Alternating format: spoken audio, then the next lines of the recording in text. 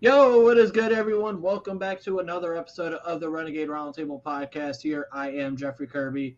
As always, each and every week, we got Jarryd with us. Jarryd, how in the hell are you?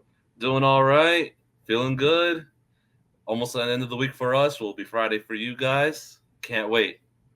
Almost there. Almost there, and we're almost to the regular season, man.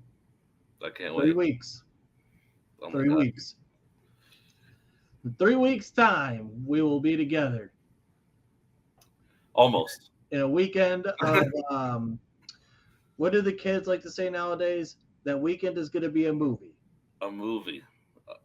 Yeah, a big It movie. might be a whole 10-season series, whatever the hell. It's going to be a fun ass weekend. I can guarantee you that. And so, real quick, before we get started here, I want to talk about something. So, obviously, we're going to be together that weekend. Us two, and then plus Herb. You guys have seen him on the channel back during the draft season. We're actually thinking about, instead of doing the regular podcast style show, we're actually thinking about maybe on Friday doing a live stream of all of us together, and it'll be kind of more of just like a laid back Q&A, just discuss shit, blah blah blah, just something fun. So maybe I think that is something that we're considering doing for that weekend. So that would be the 8th. Yeah, that'd be the 8th of September. So we're thinking about doing that. So stay tuned. We'll post more about it. And that should be a lot of fun. I think that'd be something cool to do. Okay. I'm pretty sure that's the 9th, but yes. The 9th? Yes, because is it? No, No. you're right. No, Friday's the 8th. No, you're right. I can't count. I Yeah, thought we know. Okay, thanks. You know what? Just for that, I wasn't going to do it to you this week. No, please. Let's I not. wasn't going to do it to you this week. But you know what? Just for that. Oh my gosh. What? Are we? Do you want me to explain it? I already know what happened. Do I need to know? Oh. So Do I you need know what? You know what's great is so I'm looking at something on my phone, and this is amazing. I see a logo. It has an N in it and a Y, and it looks like the Yankees logo. And then I look over, and there's the number in the loss column is higher than the win column. They are 60 and 61. This is just great. Thanks. Appreciate it. I'm glad you could. Glad you could read numbers. Oh man, I'm glad to. I'm glad to see. Usually, I don't ever root for anything Boston related, but you know what? For this weekend, let's go Boston. Let's go Red Sox. Terrible. Oh boy, oh boy. Are you gonna go? So I see the next weekend the Yankees are gonna be in town against the Rays. Are you going to any of those games? That Friday, I'll be in attendance to watch. If we're really bad, Yankees lose. Or we'll see what happens. I don't know. I got to see them once every year. Oh boy, oh boy. Nothing is better than messing with Sir Jarryd over here. Messing with him over his beloved but not good New York Stankies. Okay, we'll get back into regularly scheduled programming. Usually we do that at the end of the show, talk about the Stankies, but I decided to do it this early. Maybe we'll do another segment of suck it to the Yankees later. We shall see. Let's talk about the preseason game, because that was another game that you were in attendance for. That game, the Steelers at Buccaneers.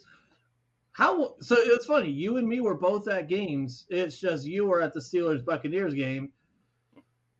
I ended up getting I was at the Browns Commanders game watching. That was an interesting experience. What is the delay? I've ever seen a football game actually get delayed for weather. Yeah, delayed. I was like, damn. I saw it on the The screen. I was first time in my life I've watching. witnessed that. Like, are you kidding me? But so I did not get to watch a whole lot of the Steelers game. Sad to say, I did see a little bit of the first drive, which we all were happy about. hmm And so overall, in your eyes, being in attendance, hmm what were your thoughts on things? Well, getting to the game, I only saw Pickett's last pass because I was still trying to get in the parking lot. Tampa is probably the one of the worst spots to go to for a football game. The traffic is so bad. Took me 3 hours to get to Orlando to Tampa. Basically, it's supposed to be 2.5. So I was running to get in to see Kenny's drive because that's why I came to see Kenny. But it was a really good last drive pass. Put it right on George Pickens' hands through the middle. Great pass, great ball. It was pretty good. Other than that, there weren't many like big highlight, plays. Of course, you got the second string, you got the big, and the third stringers, guys fighting for roster spots. Right. The usual type of deal. But Keanu Benton played really well. And Broderick Jones played basically the whole, except for the first drive. I think he Yeah. played pretty much the whole game. Which I'm going to say this, very happy about that. I was very shocked. I thought he was just gonna play maybe a quarter, maybe but he played basically the whole game except for the first drive, which I was pretty happy too. I wanted to see him go against besides his our defense. Right. Yeah. Having Broderick Jones, and we're going to get into a little bit more about Broderick Jones into some comments that were made this week or last day or so has been very big on Broderick Jones talk. But overall, with him, yeah, I'm very glad that we got to see him actually play a lot of snaps because you get practically a full game's worth of NFL reps Mm-hmm. at left tackle for your first time, and this is going to be a very good thing of he's now he has a lot of game film that he could go in, he could break down, figure out what is good. There are definitely things that he needs to work on, but we understood that. We've been preaching on this show for months. Listen, guys, it's gonna take a little bit of time. This dude is still very new he hasn't played the position all that long, if we're being honest. Yeah. So, well, yes, he was able to be dominant at Georgia. Great. I've seen a lot of players be great, in the SEC and coming to the NFL. It's a whole different animal. So for him to get all those reps and to be able to be able to go and break down all that tape, and this is going to be that was a very good thing to see for him. I was very, very happy to see that he was able to play a lot in that game. Yeah, Dan Moore played the first drive, and he held his own the first drive. I didn't see much that impacted Kenny, and Dan Moore is really fighting for that spot. And you know what? Here, we were going to get into this a little bit later. I want to get into this now. So, this whole Broderick Jones thing. Do you see his comments? I don't know if it was yesterday or today for me and Jarryd wise. Did you see what he said about in his media availability? Nope. So basically, to paraphrase, he's basically saying, "Listen, I'm okay with sitting back and learning." Like, and basically, like I said, I'm paraphrasing that. Mm-hmm. And to put it into context, it's like, listen, if he says that, he's like, listen, willing to learn, willing to sit back. Dan's been great, watching him work, learn all that, blah, blah, blah. The lose-lose situation for Broderick Jones. Mm-hmm. Because either you can go on one hand and say, well, where's the fiery competitive spirit in him? Or you can say, oh, well, where the hell do you have the audacity to say, oh, I should be starting right now? If he were to say, I should be starting right now, blah, blah, blah. It's like, well, who the hell are you?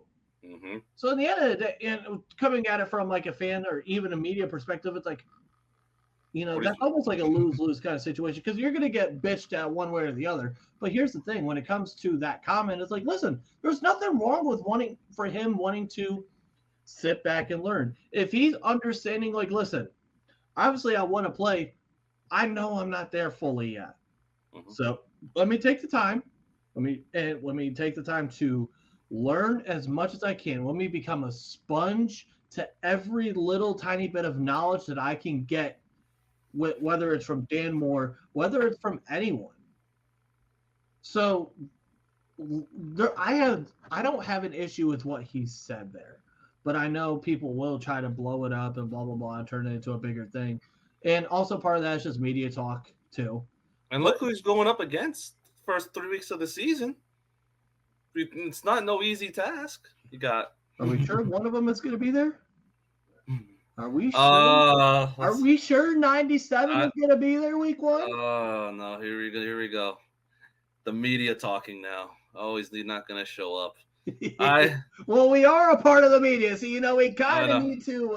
Oh no! Brock Purdy threw 10 picks in 3 or 4 practices. Oh, it's not good. Listen, I'm not going into there. I'm not doing all that. I ain't gonna do all that. Although I might, we get into week 1. You know what? I might say screw. Oh yeah.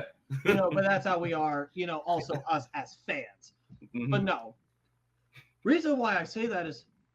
He has the ability to do that because he's protected in this CBA. He's still under a rookie contract. So he's able to hold out like this. He's not getting that $50,000 a day fine like Zach Martin was or how Chris Jones is still. So, let's be honest, I do think eventually a deal is going to get done, although they're saying there's been reports as of I want to say yesterday saying there's been very little to no contact. Yeah, between the 49ers and Bosa's reps. So,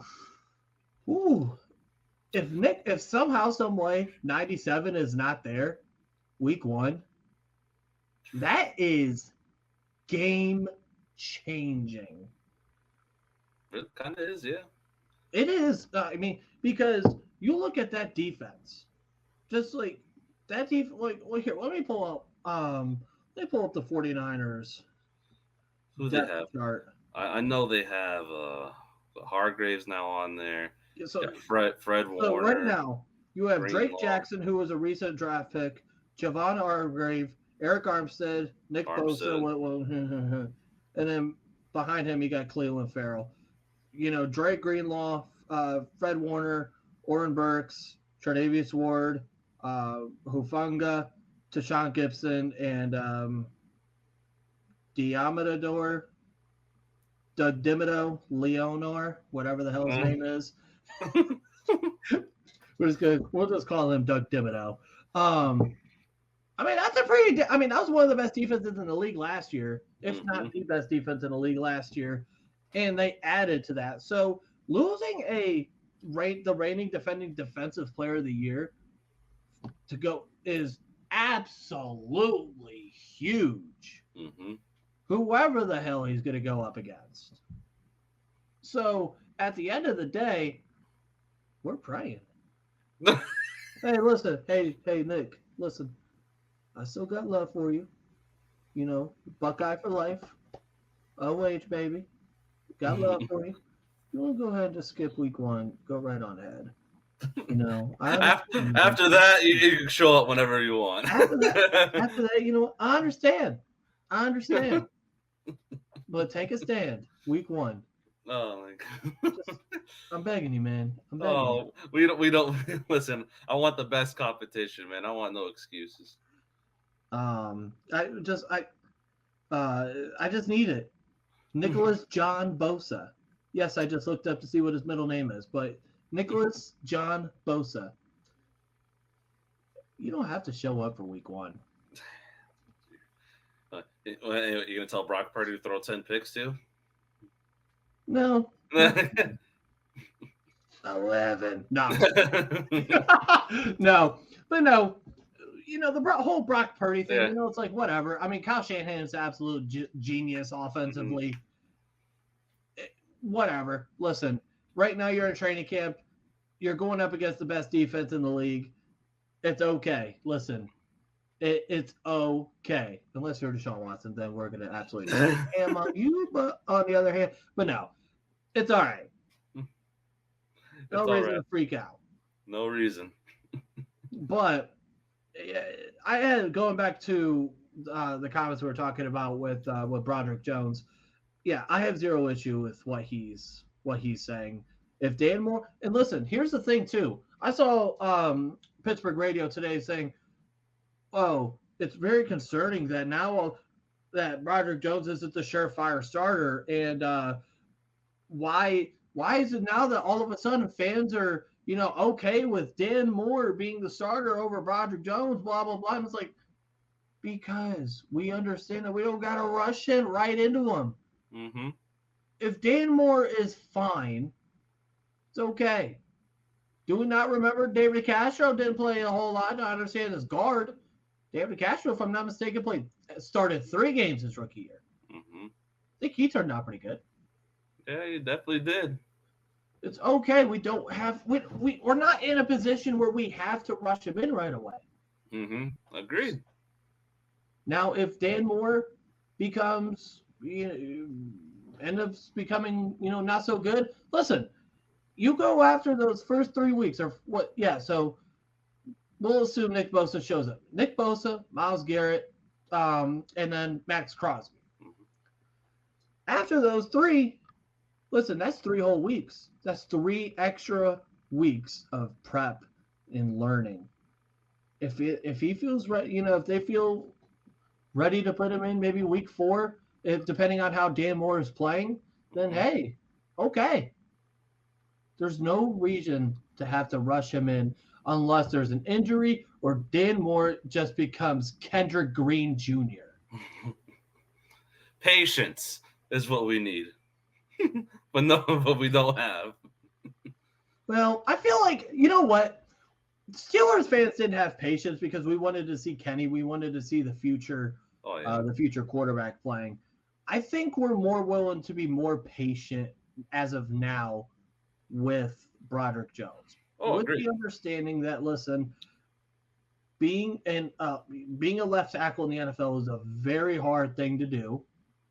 So there's no reason to rush right into things. If he was ready, then okay. But right after he was drafted, we talked about saying, hey, there's a good chance he might not start. Would we like it? Would they like for him to, be able to step right in and start and, he's great? Yeah, of course. But that's not the case. Mm-hmm. So it's okay. It is okay. Mm-hmm. Very well. Besides what I saw from the left tackle, I've been watching the inside linebacker during that game. I think Cole Holcomb wore the green dot most of the game for the first, pretty much almost the whole game. I don't know how long he was there. I wasn't really paying attention who was on and off the field. I did see Nick Herbig on the field, got a couple sacks in the third, fourth quarter. Did really well.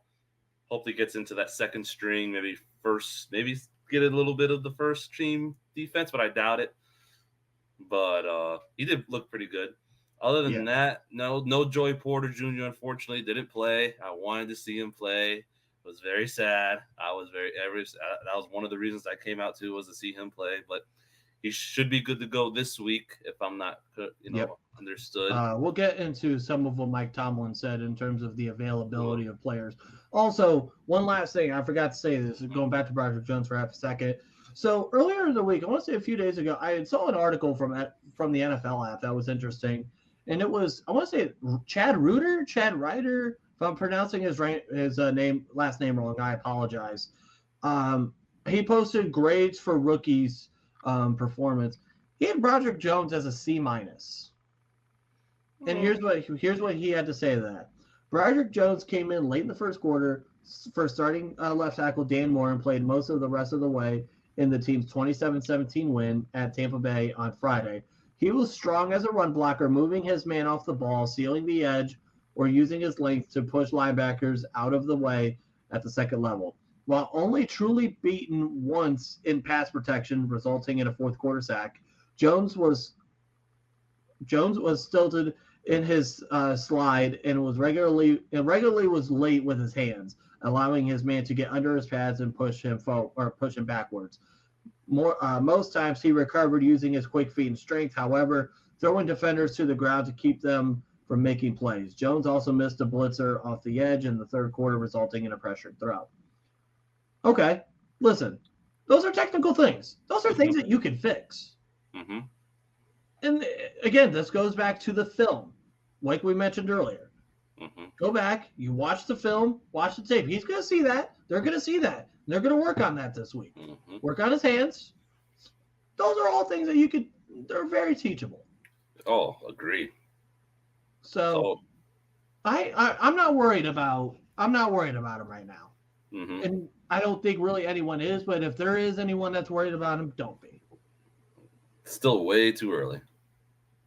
Yeah, very early. So we'll, and that'll be obviously something we're going to monitor on Saturday against the Bills, a game that I'll be at I'll be somewhere. I'll be at a party, but I should be able to, actually sit down and watch that game too, Mm-hmm. on my app. Getting into Mike Tomlin here. One more spotlight I want to give a shout out to.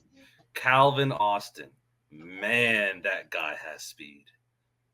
Seeing that in action, when you see him play at week 1, I hope he should make the roster. That guy has unreal speed. I'd never Mason threw a nice ball to him, and for the touchdown or something. I think he had a touchdown, right? If I'm not mistaken. Yes, he did. Man, he beat the corner instantly. Created that separation. That speed is unreal. Unreal. I'm excited to see him. I hope he punt returns. Honestly, I would like to see him on the punt, maybe kickoff returns too. But I think whatever works. That would be great. And listen, having that kind of speed, you can utilize that in so many different ways. Mm-hmm. You can use, that's where, hey, we always go crazy on the jet sweeps and stuff, blah, blah, blah. Hey, you want to throw him a jet sweep or two? Go right on ahead. I think you ain't going to get a complaint out of me if you want to give him the ball on a jet sweep, because that's the way, getting him out in space, letting him use his speed, that is. And listen, if worse comes to worse with him, if you send him, you put him wherever out on the field and you send him deep, that is a threat. No, it is an absolute threat. And you've seen it happen. He was on the outside, beats the corner. And defenses and safeties are going to have to they're going to have to watch out for that. They don't want to get burned over the top. They get burned over the top once or twice. Okay, they're going to have to, they're going to have to, watch out, for them going deep on them. Then what does that lead to? That leads to George Pickens becoming George Pickens. Deontay Johnson's still a major threat. Major threat. So you have them two. Let's not forget about Pat. Mm-hmm. Hey, things can really work out with this offense. Things can really work out with this offense. And I am excited to see that. And by the way, one thing that is nice, I did get to see a little bit of this with the Steelers game. Kenny Pickett does look like he definitely has improved some of his throwing strength. Oh, yeah. Like I said, that pass over the middle to George Pickens. Woo. I had a good friend of mine text me, who's a Browns fan, texted me. He saw that play. He goes, "Okay, I have to admit that was a hot one. That was a nice ass throw." I'm like, yeah, it's a nice throw. You have to. But Calvin Austin, man, when he beat that, the corner jumped in and hesitated. That's the thing. If you hesitate, you're gonna get beat easily, and that's all with the mindset too. All with the mindset. Yeah, I'm so excited. Man, I can't wait for this weekend. Can't wait for September 10th. This got me rock solid. We'll see what happens. Got me happy. All right, but getting into this week's game real quick with Mike. So Mike Tomlin spoke yesterday for you guys earlier today for me and Jarryd here. Not a whole lot of interesting things that were said, but he did mention the availability of guys.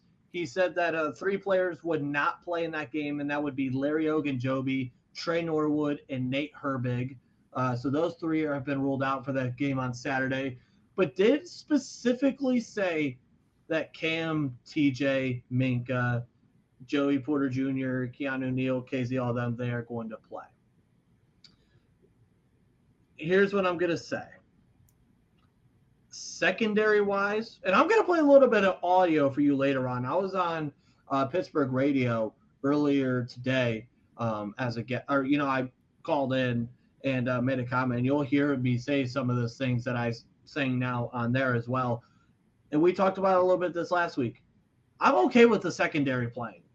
Let those guys, let Joey Porter, because you got to think, you have Pat Pete, Joey Porter Jr., Minkah, Keanu Neal, Casey. I mean, Casey was here last year, and obviously, but there's a lot, even then, it's a revamped secondary. Agreed. So I have zero issue at all letting Minkah play and, getting that chemistry with those guys. I have zero issue with that at all. As much as I don't want to live in my fears, and I keep on going back and forth on this. Mm-hmm. I keep on going back and forth on this. As much as I don't want to live in my fears, I do have to ask the question, what is the point of Cam and TJ playing? Unless they are just pounding the table saying, let me play. Unless they're doing that, I mean. I get it. I hear you. I think they just want to have this whole defense out for at least a series, maybe 2. See how they all do together, the starting defense, basically, almost, just to see how they do. Because I think Quan's probably going to play a little bit more. He's starting to get the play. That's seeming like that's going to end up being a very, very good pickup, by the way. Exactly. And Quan, I think Quan's working his way to be a starter with probably Cole Holcomb, if I had to guess. Listen, even if he's just a rotational player, you're going to see him on a good amount of downs. Oh, yeah. And if you have a 3-man rotation with Landon Roberts, Cole Holcomb, and Quan Alexander, hey, okay, you're definitely onto something with that. So I think we just got to see it, and I hope Kenny plays a little more. I would like to see more than one drive. Yeah, we're gonna get into the offense here because I do have some questions about that. But yeah, in terms of just the defense, like I said, I'm very weary. Like, I understand the secondary. I understand just about everyone else. I don't know if it's just a little bit of PTSD. Right now, at this, and who knows, in 10 minutes, I might be changing my mind again. That's where I'm at when it comes to Cam and TJ playing. But I get it. I totally get it. Part of it is that Lions game kind of gets to me, but I understand you can't live in your fears. If you're afraid of getting hurt, blah, blah, you should. I understand that. But look, TJ Watt didn't see a single snap in the preseason in 21. I don't think that did a whole lot. I mean, all that did was get him, he played it good enough to tie the sack record and get Defensive Player of the Year. So what do you think about this offense? What did Mike Tomlin have to say about the offense? So pretty much he did get asked with the offense, how much are they going to play? And he just basically said, we'll play by ear, see what happens. And listen, I'm okay with the offense playing a little bit. And this is another comment that I'm going to make in the audio that we'll play as soon as we get done talking about this, where I can see where people are going to kind of play a little bit of both sides, where they are afraid to play TJ and Cam, but they want Kenny, who's the quarterback, to play. Mm-hmm. So you can see where, you're playing both sides. But the thing is, you know what Cam and TJ are. Mm-hmm. Kenny Pickett, he needs to get all the reps that he can. Oh, yeah. So, and listen, if they go out there, unless it's like a one play 80 yard, one play 80 yards for a touchdown or 75 yards for a touchdown outside, if they go out and they score, go 7-8 plays, get a touchdown, and if they want to say, you know what, nope, we've seen enough, goodbye, maybe I'm willing to say all right to that. Or if they want to keep them out there for a little bit longer, if you want to keep them out there 2-3 series, even a whole, however long, because I highly doubt we're going to see them next week in the preseason finale. I don't think we're going to see any of them. So if you want to get these guys a little bit more work, then go right on ahead. I'm okay with that. Mm-hmm. I agree. Totally agree. I have no complaints on either what happens. I just personally want Kenny to play more. I just want to see another drive. Yeah, I mean, how long was that first drive? How many plays was it? It was like 7 plays, 7-8 plays. Because he went 6 for 7, so I know that. So it had to be like 8 plays. It was first drive, 10 plays, 83 yards for a touchdown. Yeah, 10 plays. So took 5 minutes. I'm okay with that. Mm-hmm. Give me some more, get points. Hey. And listen, it was a first drive touchdown. How many did we see a lot of that last season? I don't know. I don't remember. Not a whole lot. Not a whole lot. Not a whole lot. Not a whole lot at all.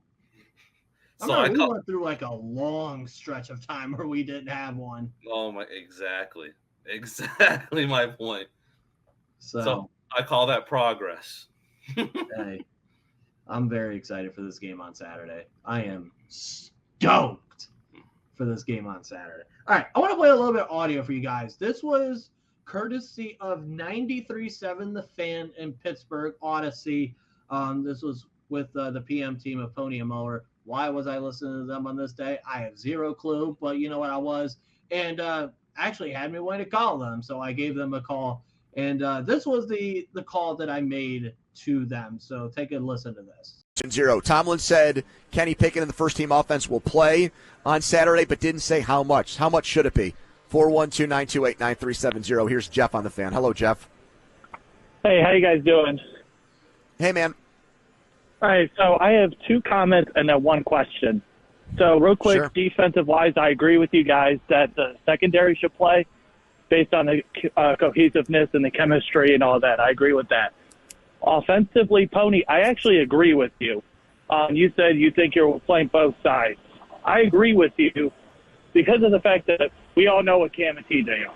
We don't know what Kenny is as, in all intents and purposes, an NFL player. So let him play. Let him get more chemistry with his guys, and I have no issue with that. My one question is the offensive philosophy that I think would be interesting. So we have Darnell Washington.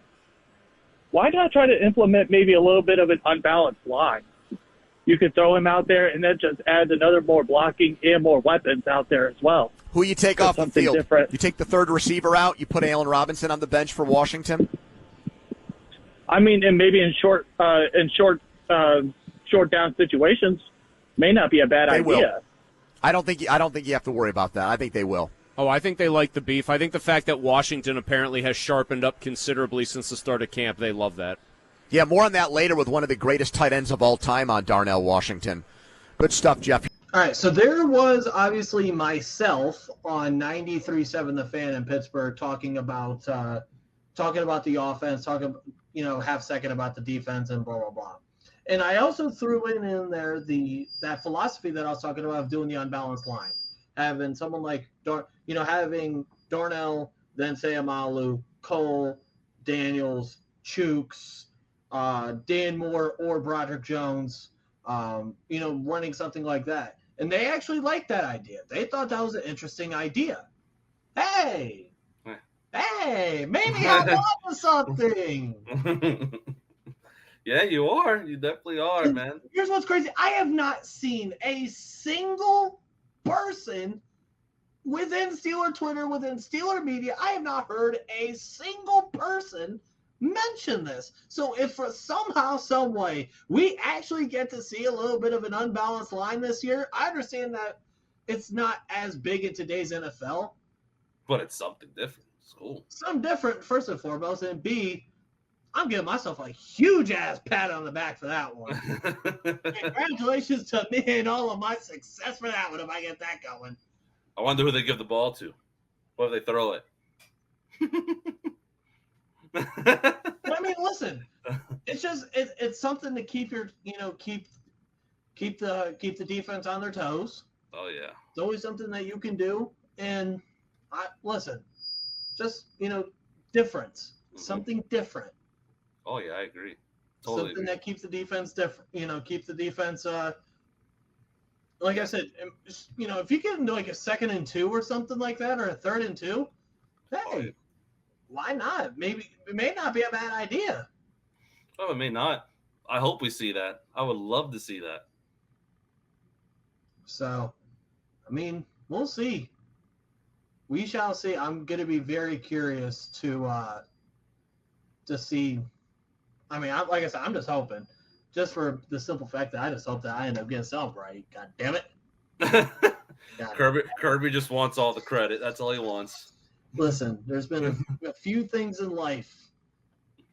I remember I was one of the first people back in January. It's one of the first people that was really big on the Tremaine Edmonds to Pittsburgh. Now, obviously, that did not happen. But I was one of the first people to get in on that narrative, and a lot of people jumped in on that.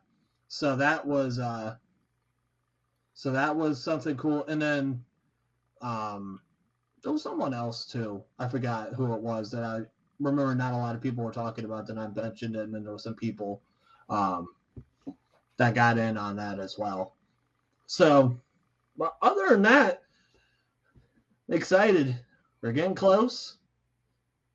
Before we go off here, I think I'd be mad at myself if we forgot about this. Najee Harris seems like he's getting a little bit less reps at I almost said at work. Well, he technically is at work. Getting less reps at camp, and people are they do the whole speculation of here he goes, get washed, or blah blah blah. Listen, he got hurt last year during camp, and then that really derailed things for him at the beginning part of the year with that Liz Frank. He's been in the league now for a few years. It's all right. Let you take a little load off of him in camp. Let him stay healthy, stay rested. Then and once you get in the regular season, then you can start using him a whole lot more. Oh yeah, totally agree. Right now, let him get help. Let him stay healthy. Let him stay rested. And he's one of the few guys where it's like, all right, I'd be okay. I'd be okay if we didn't see a whole lot of Najee Harris in this preseason game on Saturday. He is one of the few people on offense. I'd be like, okay. I agree. He only had the first preseason game, I think 10 snaps or less. Not even. Jalen Warren, I think, got more on the first drive. No, it wasn't less than. It was like 4 or 5. I don't remember because Warren was playing a lot on that first preseason drive. Mm-hmm. So, and he did pretty well. He's still doing all right. Good RB2. Hey. It'd be nice to get a little bit, get some more contributions out of Jalen Warren this year, as in that running back 2 spot. That'd be nice to see. Other than that, I think that's about it in terms of the Steelers. Also, talk about since we're here at the end, if you guys are still watching, first and foremost, appreciate you guys. Got a quick story and a half about this Browns Commanders game that I was at on Friday. That was interesting. So number one, I had Browns fans willing to beat my ass. That was hilarious. So I put on Twitter, I put a post out there. In fact, here, I'll read you exactly what I said. I've seen the post. I know you did, but for those that may have not seen it, Oh my man! I put out there. I said somehow got suckered into going to the Browns preseason game tonight. That equals wearing a TJ Watt jersey to the game tonight. Oh boy, did I have Browns fans all pissed off. Oh man, did I have them worked into a shoot. People ain't threatening to beat my ass if they saw me and blah blah blah. And it was go to the game in Tampa. I was like, well, he lives in Cleveland. He thinks he's gonna. Here's what's funnier too. Here's what I found hilarious. And now I'm not from Pittsburgh, obviously. If people who are actually from there have been a lifer of the city, living there, want to, change, say I'm wrong on this, go ahead. But based off of how I feel like it would be for Steeler fans, unless someone wore a Deshaun Watson jersey, if someone wore a Nick Chubb jersey, if someone wore a Denzel Ward jersey, whatever, you'll get heckled for the most part. I don't think people would care if someone wore a Browns jersey if someone wore a Browns jersey to this preseason game on Saturday against the Bills.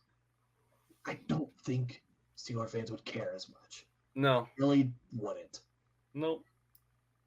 Nobody. But the way that I have Browns fans worked into a shoe. Man, all for a preseason game, huh? It was great. Not even a real game. Let's see.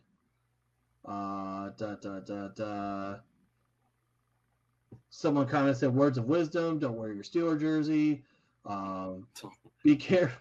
Someone said be careful because a guy wearing a tight end jersey might try to block you. Oh boy. Or ... you could just go watch the game, have a few beers, and not be a total jackass.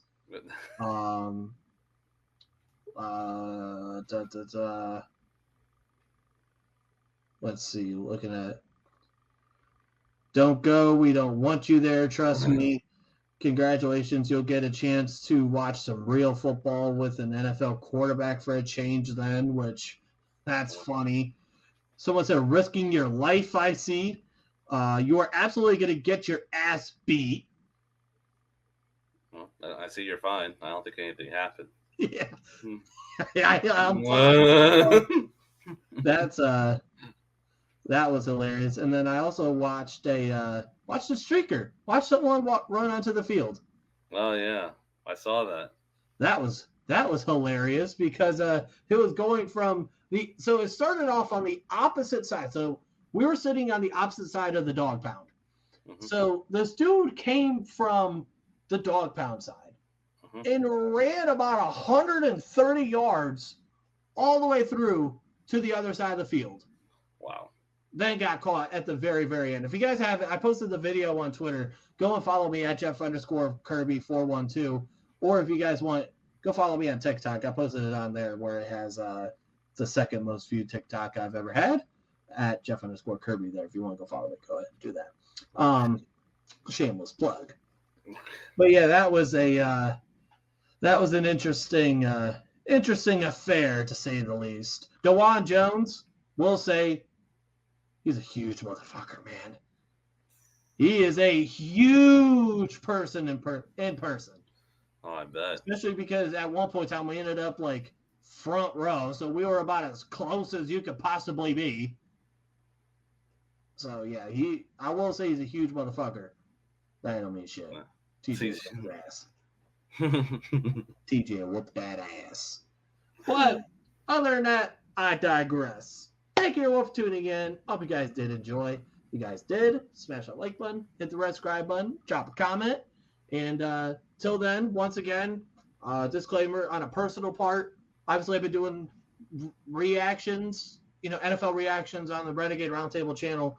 I have moved a lot of those to my personal channel. I'll still do Steeler reactions, and I might do like divisional games, some divisional games on the Renegade Roundtable channel. But I've moved a lot of my reactions to my personal channel, Kirby's Corner with a K.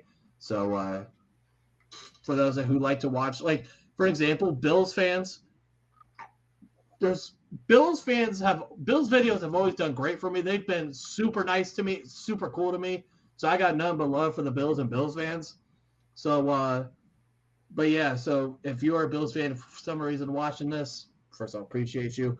A lot of your guys' reactions will be on my personal channel. So, but yeah, just that on the personal note. But until then, hope you guys have a wonderful weekend. Stay safe. Go Steelers. Fuck the Yankees. That was coming.